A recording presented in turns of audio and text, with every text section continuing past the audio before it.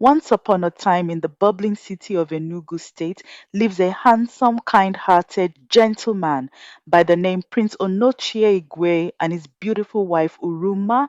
Both were so much in love with each other when they decided it was time to tie the knot after years of friendship. The two have been a committed relationship that later, when they finally announced their engagement, the people were not taken by surprise. It has ended the way everyone has anticipated. To their families, the two lover birds have wasted much time.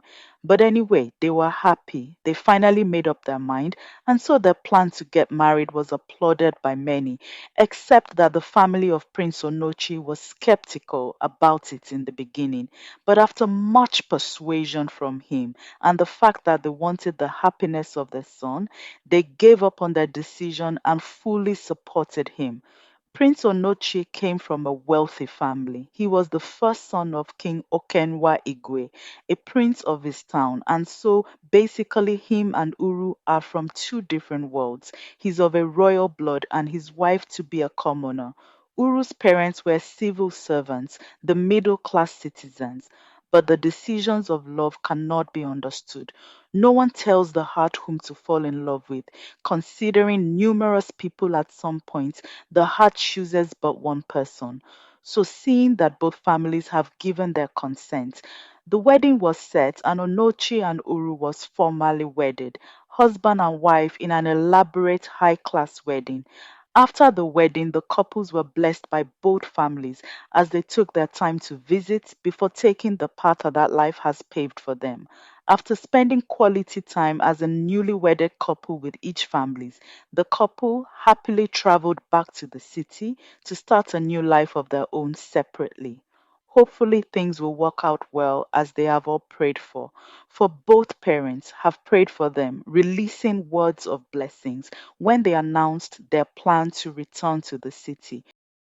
It was usually the heartbeat of every couple and even the families of the couples to have an addition to the family in 1 year of the marriage.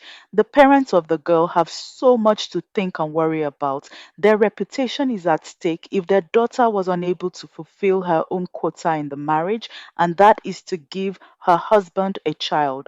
But that did not happen with Prince and Princess Onochi Igwe.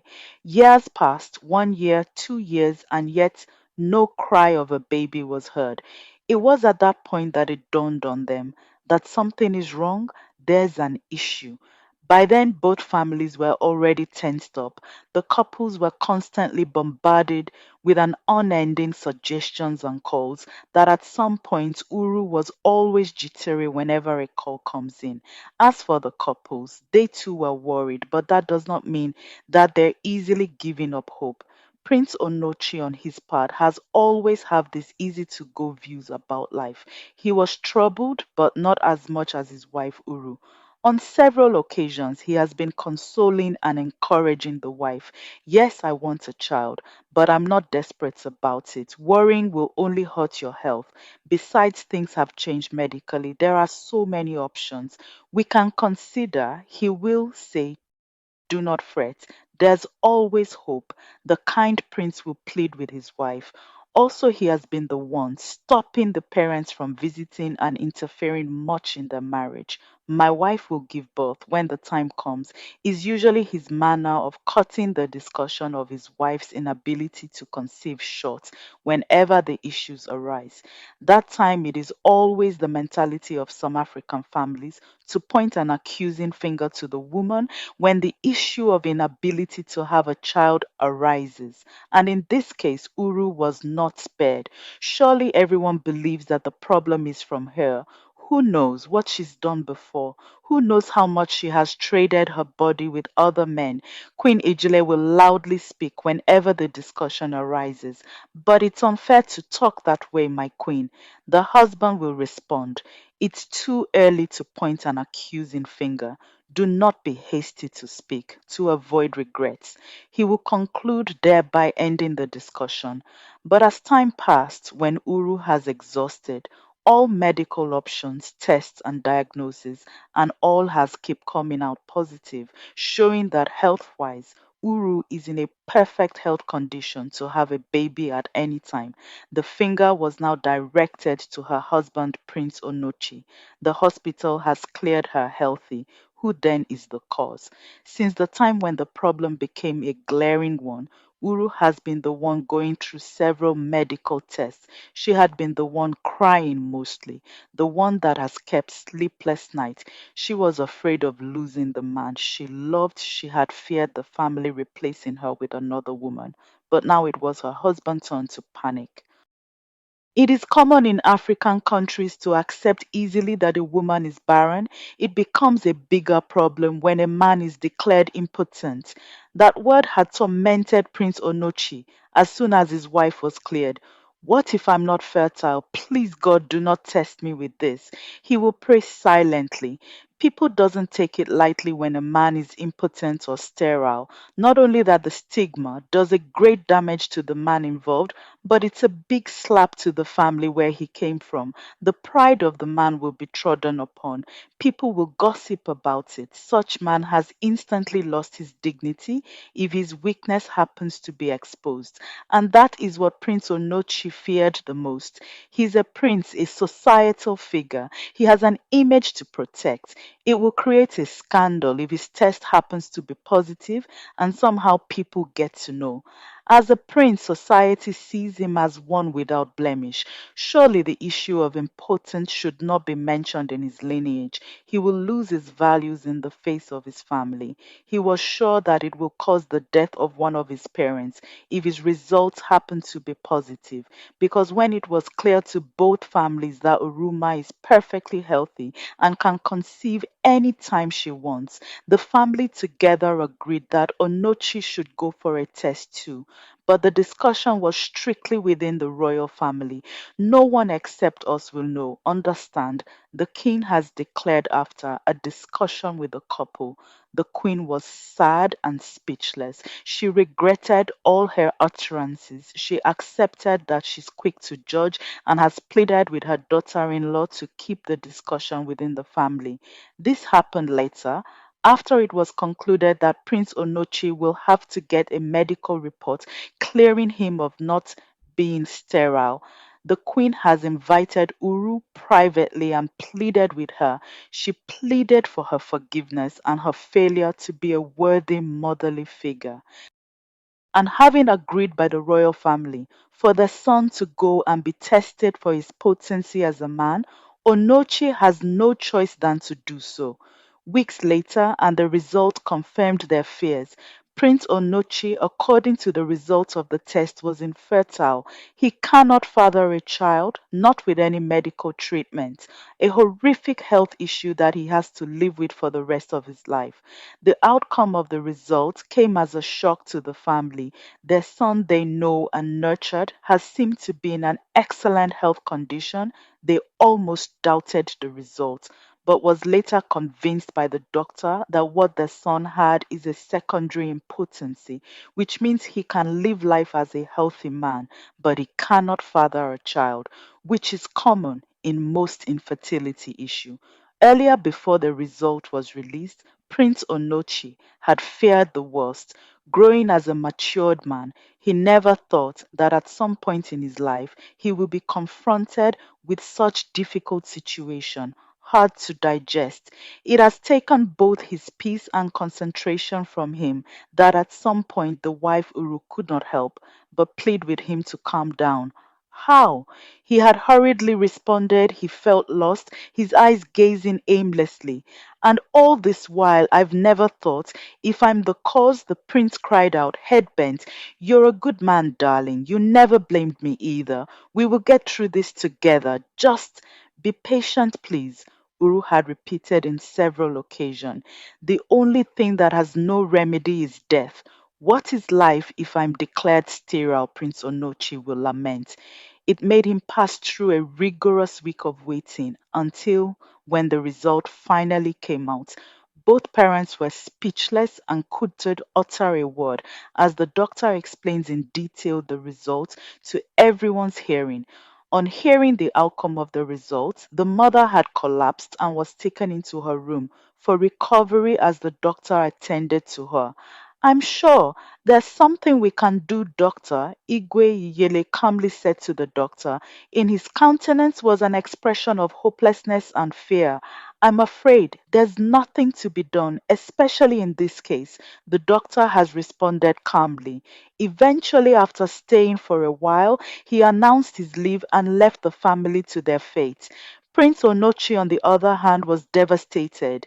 As soon as the content of the test was read, the time wasted waiting for the arrival of the doctor has already done a lot of psychological damage to him. Hearing the results had felt like burying him alive. H was unable to sit calmly. It felt like the chair he was sitting on was coated with thorns as he kept shaking his legs continuously and vigorously, a sign that he's nervous and upset, that at some point his wife, Princess Uru, has to extend her hand to his and held him firmly. We will get over this, my husband, she has kept muttering, tears swelling in her eyes, which she tried so hard to conceal. She was really afraid, devastated too. What is she going to do now?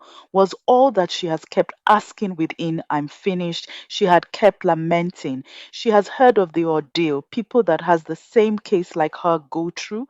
None of their choices of possible options seems easy to accept. Is she going to adopt when she can easily conceive, or is she going to conceive through another man, which is very common among people that has the same issue as her husband? The thought of that alone has made her close her eyes in shock and say a brief prayer within her, God save me. She had silently prayed. Uru loves the prince so much that she fears breaking his heart the more. She knows that he needed her undoubted support and love at the moment as she watched his face closely, not knowing what exactly is going on in his mind. And that was how it was formally confirmed that a prince of Umwokpu is sterile and cannot father a child. It was a heavy blow to the royal household. The news was strictly kept within their home after everyone has recovered from the first shock.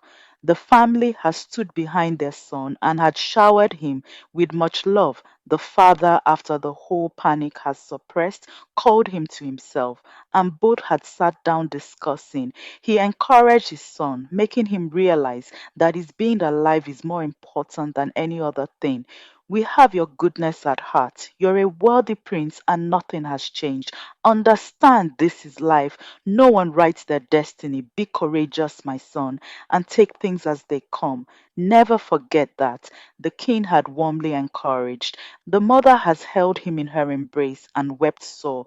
With or without a grandchild, you're still my son, my first son. Nothing has changed, Mom. She has managed to say amid sobs. The issue was closed, known only to the king, his wife, the couples, and the king's younger son, Emeka. He was the last son of the king, Okenwa. While his brother was a conservative type, Emeka happens to be the man of the people. He's easygoing and very kind. On hearing the issue pertaining his elder brother, it has affected him badly because he loves his brother so much and wouldn't want to see him in pain. His brother has been like a second father to him. Most of the time, he confides in him more than with their father, with his personal issues. He was hurt deeply when he heard what his elder brother is currently dealing with. He so much wanted to help, but doesn't know how. So one evening, he had called his brother out and opened up to him. Remember, you have me. He has commissioned, his eyes searching his elder brother's face. You're not fighting alone, all right? Please, as hard as it may seem, feel free to share your burdens with me. He has encouraged him that day. Later, both men hugged and comforted each other. And it was on that same day that the couples traveled back to the city. Because the couples visited the village on the king's request, it was concluded on that same visit that Uru had to give them a child through another man, and that man must come from a royal family. On hearing the king speak, it has felt like an earthquake to his son, Prince Onochi, who was seated opposite his father. What father? Prince Onochi muttered as soon as he was able to breathe properly seconds ago. He had felt like his heart was about to explode as it beat rapidly. To feel comfortable, he had held firmly to the collar of his shirt. There's no other way, son. Someone with royal blood. Or never, his voice thundered, echoing all over the room. And again, not a random individual, but within the family. The king had firmly pointed out, I see you've made your choice. You have options, son. You can decide to stay without having a child. This is how it's done. My son, your problem is never the first in the existence of time. We've had several of such cases before now. The difference is that common people can have children with any random man of their choice. When the king was through with his speech, the whole room was swept with silence, so much that the noise of a fallen pin can be easily heard. His words were difficult to accept by everyone. The queen has lowered her face in shame and was unable to look at his son. Princess Uru, on the other, sobbed silently as she sat closer, her hand holding her husband's firmly in hers. She has little or no say in the matter. Her fate solely depends on the decisions of her husband. Everyone in that room hurts, but not as much as the younger son of the king, Emeka. He was the one that hurts most. His head seemed to be exploding where he was quietly seated. The word of the king, his father, is final when it comes to making decisions regarding tradition. But when it felt like he's about losing his mind, if he kept his mouth shut, he gallantly arose and confronted the father. What about me, father? He firmly asked, his eyes running up and down, searching the countenance of the people seated in the room. Me? Have you thought of me, my father? Yes, son, it doesn't prevent you from living a normal life. Your brother will have children through you, but that is unfair. Father, besides, things have changed. We are all grown men. We're talking about our honor here, my son. The king swiftly thundered. My words are final. Failure to adhere can be disastrous. I am warning you all, he concluded in anger. Later, after much deliberation and disagreements, the prince hurriedly stormed out of the house and the meeting was over. Years passed and Prince Onochi did everything within his power to get medical help to no avail, and after exploring much possible options and nothing came out of it, he accepted, together with his wife, to have a child through another man, but not his own brother because he couldn't bear seeing his brother and his wife together. The thought of his brother fathering children for him already drives him crazy, let alone when the children start coming. He pleaded with his brother to keep their agreement that he will not be the one, a secret between them, disregarding the warnings of his father. The two brothers have made their decision, and Prince Emeka was in total support of his brother's plan. The plan Prince Onochi had with his wife is to seek out a poor commoner, someone that people will not suspect. The plan is to set him up financially, provide whatever he needs, and that was how the couple agreed to have children. A year later, and the cry of a baby was heard. The arrival of the baby girl brought joy to the family. It cleared out so many doubts, and the years of unable to conceive became a thing of the past. The family of the bride could not contain their joy. At last, their daughter has proven to be a complete woman. Now they can easily speak boldly in the face of prying eyes. The kingdom rejoiced greatly for a royal child, is a child of all. But while the people rejoiced, the royal family held their breath because their joy was limited. They knew the secret behind the birth.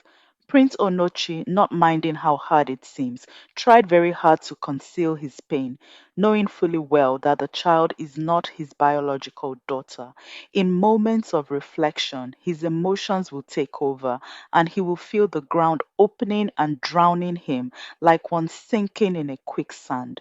He doubted whether he would be able to be his usual self again. On the part of Princess Uru, she seemed to be like one walking on the moon.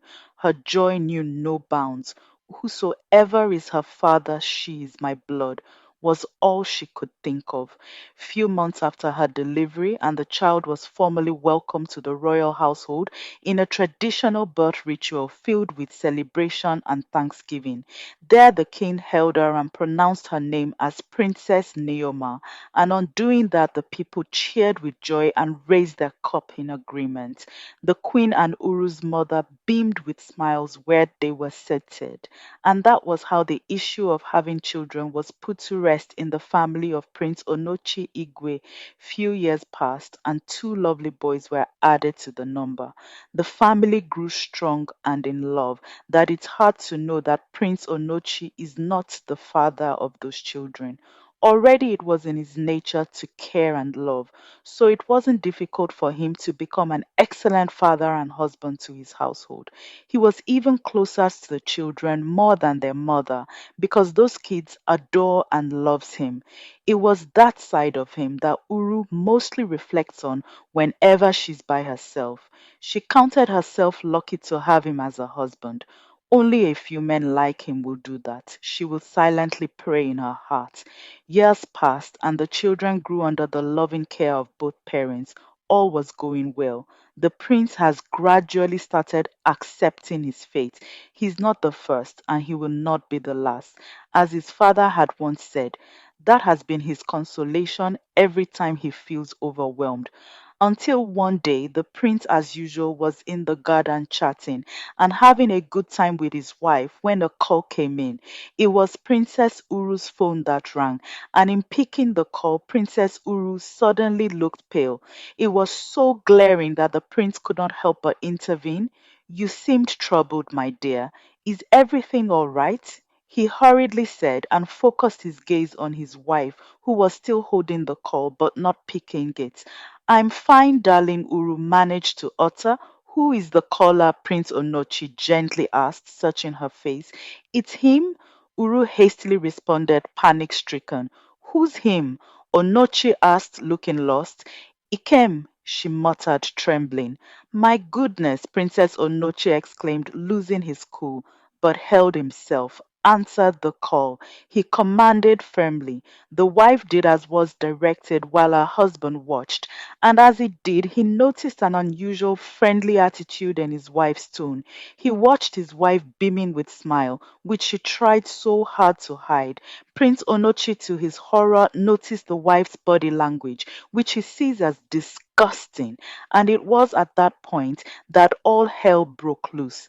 Before Uru could realize what was happening, she watched in fear as her once calm husband slammed his fist on the table and smashed the glass table. How dare you! He snarled in fury. In my presence? His voice thundered again. Darling, please, I don't understand, Princess Uru pleaded nervously. You don't? Why would you when you're carried away? I'm sorry if I've done something wrong. She pleaded, shaking with fear. Why was the idiot calling? I thought the deal is off. Or is there something I'm missing? The prince queried.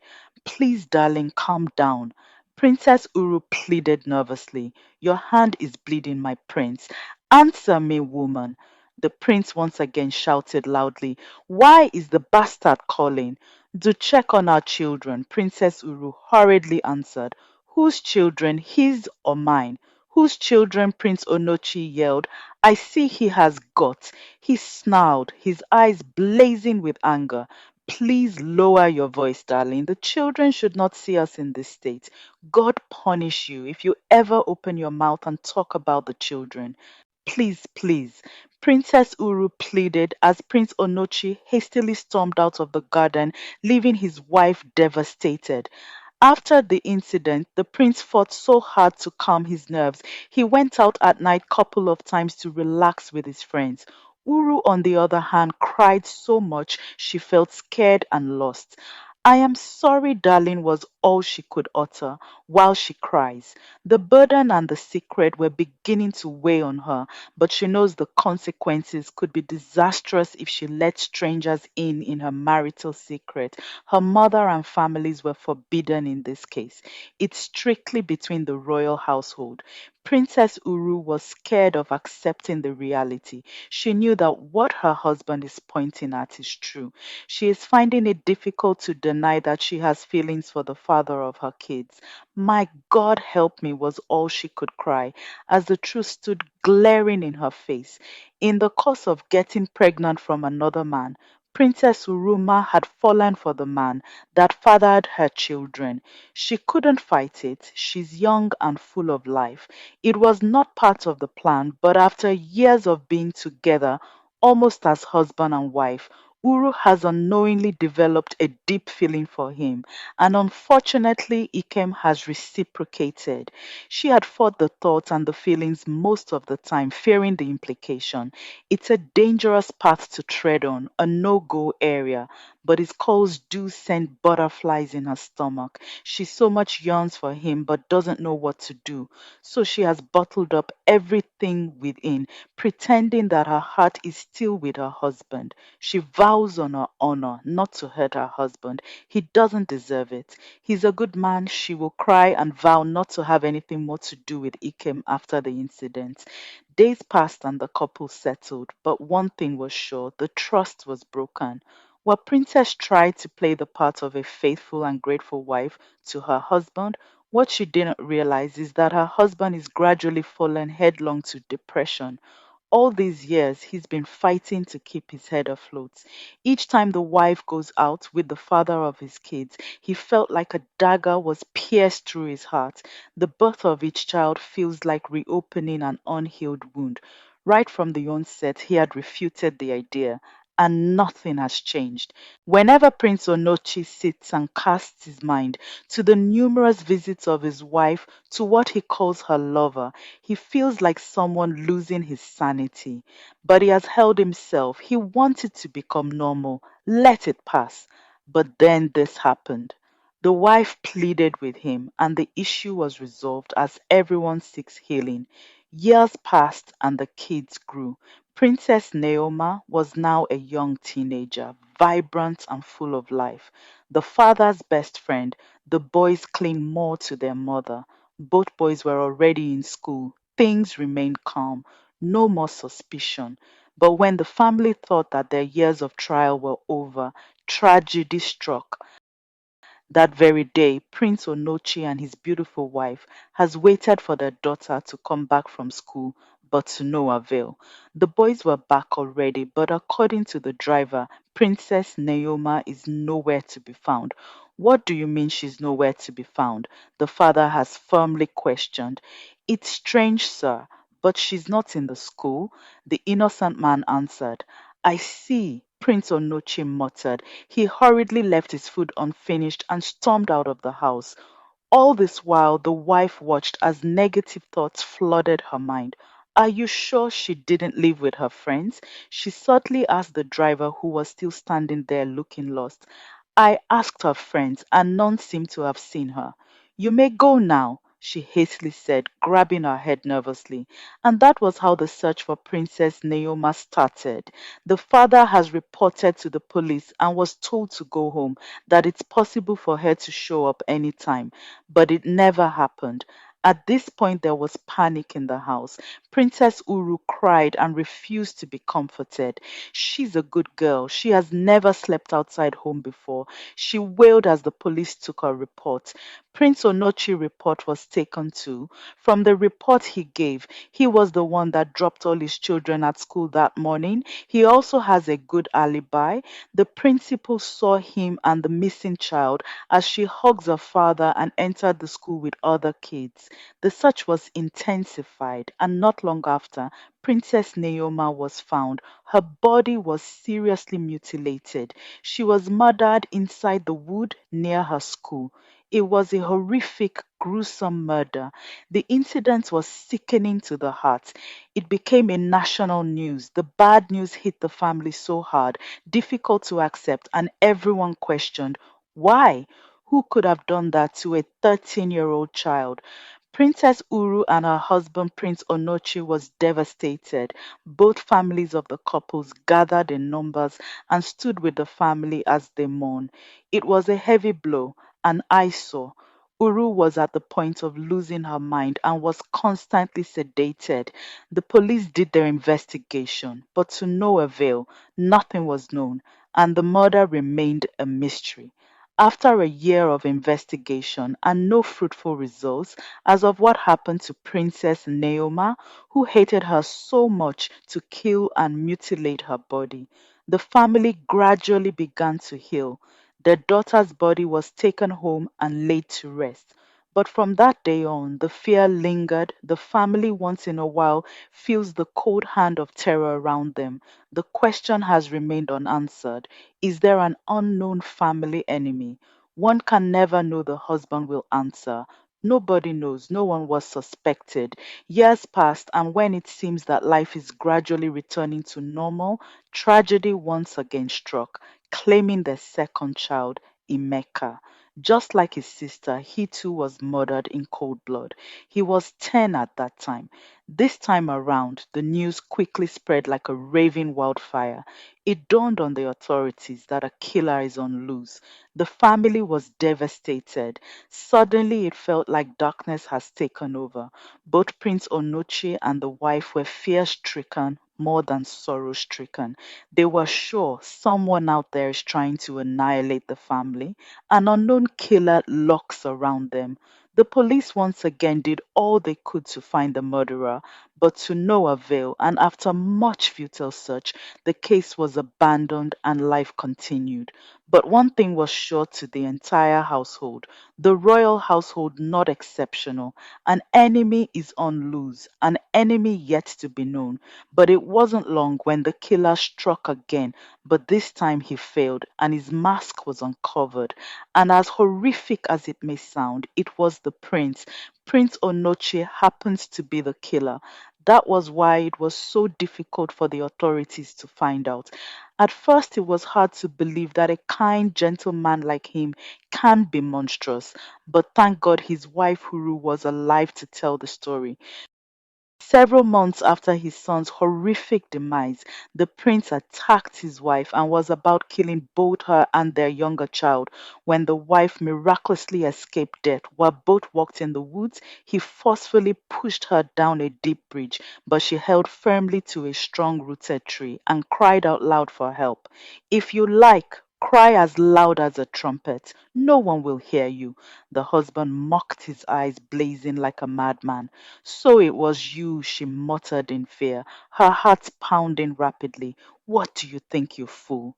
It's the end of the road for you. The prince snarled angrily, pointing at her. But why? She cried out in panic. Why, my prince? She repeated in despair. Please spare our lives. Did you spare mine? When you were cheating with that hoodlum, did you for once imagine what I was going through? But I did what you wanted, your family insisted. I didn't have a say, she desperately answered, firmly holding the tree as if her whole life depends on it. You have, but you wanted so much to have a child. He cried out sorrowfully. I thought I would be enough for you. But no, I was wrong. You drove me to insanity. You turned me into a monster. I die 1,000 times any time I imagine you in the arms of that crook, that filth. You never thought of me. Deny it. It's hard to deny my husband. He fathered my children. Those monsters you call children. Their presence makes me want to vomit. Especially your daughter, he snarled and scoffs. She looks so much like him. I have to remove her first. How can we stay together knowing that wherever I turned my face, the low life will be staring at me? You lost me the first day you slept with that man. Blame yourself. I tried pretending, but I'm sorry. I'm tired. I cursed the day I met you.